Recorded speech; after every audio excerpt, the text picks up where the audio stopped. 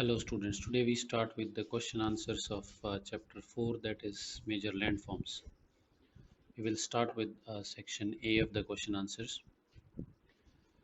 Now the first question says, which of the following is not an agent of erosion? For this the answer would be volcanoes, because all three are mentioned in the chapter and you can just clearly see. The highest waterfall in the world is Salto Angel. It is given in the chapter. Oxbow lakes are usually formed in Oxbow lakes, like we just told, that it is formed in river valleys, where the river just like forms these things and then it just like changes its course directly meets, and this water body here is formed as Oxbow Lake. Okay, all right. Moving on to next one. The depositional work of the glacier is this would be A, moraines. Mushroom rocks are mostly found in, the answer for this one would be deserts. Though it is not directly given in the chapter, but it is, they are found in deserts because the wind of the speed of the wind is high in those places. Okay, now moving on to section B. Name the agents of erosion or deposition responsible for the creation of the following landforms. Now, for this, what you do is you just come to this document here, and you can see I just like made a table, and these are the things that are given to you, and these are the agents of erosion. So you can just like take a screenshot of this and just like delta is found by river, at the mouth of the river. Natural leaves are also found by river. Sand dunes, they will be found by wind.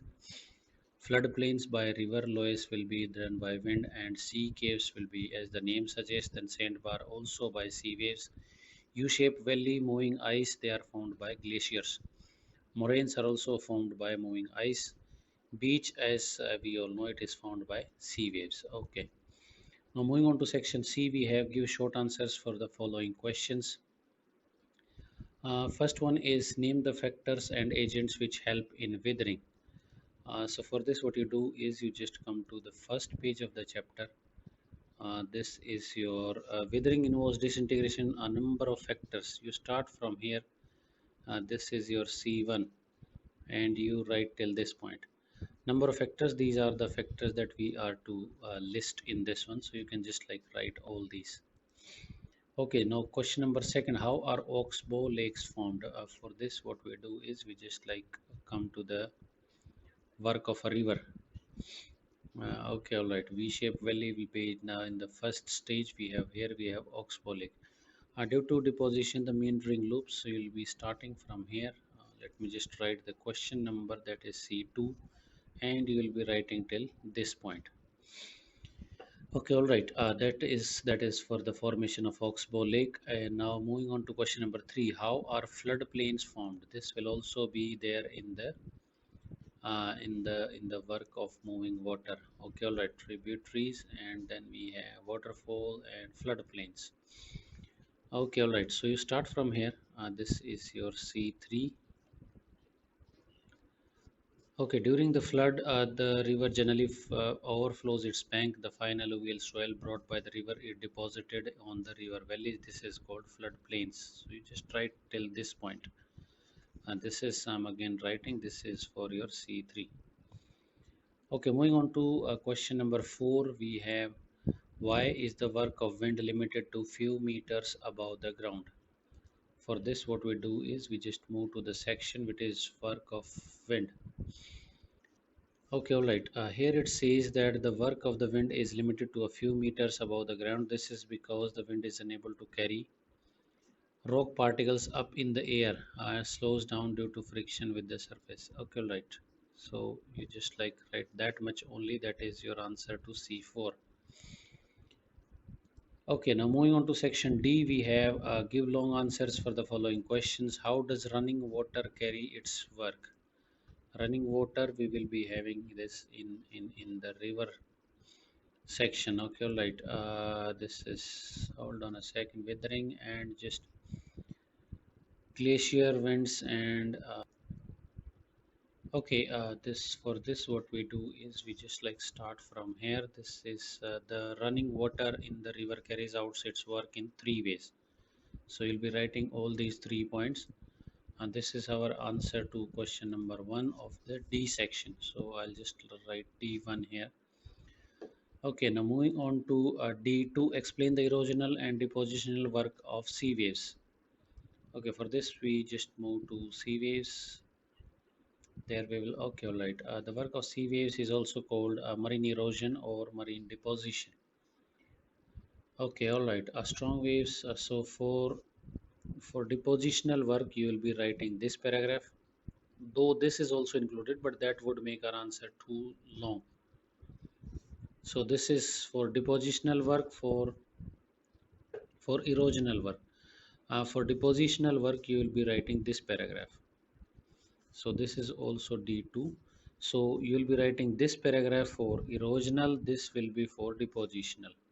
So you have to start from here. The question: strong sea waves dash against the coast and dissolve this into fragments. You'll be writing as it is, and then you'll be writing this as it is. Just change the paragraph and just write these incomplete. Okay, all right. Then we have question number 3, which says that explain the erosional work of glacier. Okay, all right. We just move to the work of moving ice. Snow which fall high altitude and culminate. Okay, all right. The river of snow ice is called glacier. All right. We are being asked erosional work. Okay. Snowfield, like any other transport, glacier can modify. Pure ice cannot do much work. Rock fragments, it also picks up. The glacier carve out a hollow in the mountains, and when the glacier starts melting, okay, all right. Okay, so we just start here, pass through valley rock fragment, and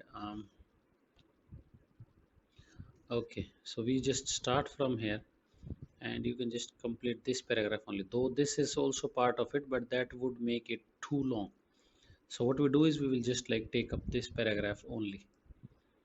I explain the work. This is your D3. So I'll just write D3 here. Okay, now moving on to D4, we have describe the depositional work of wind. Depositional work of wind. So for this, we just move to the section of wind.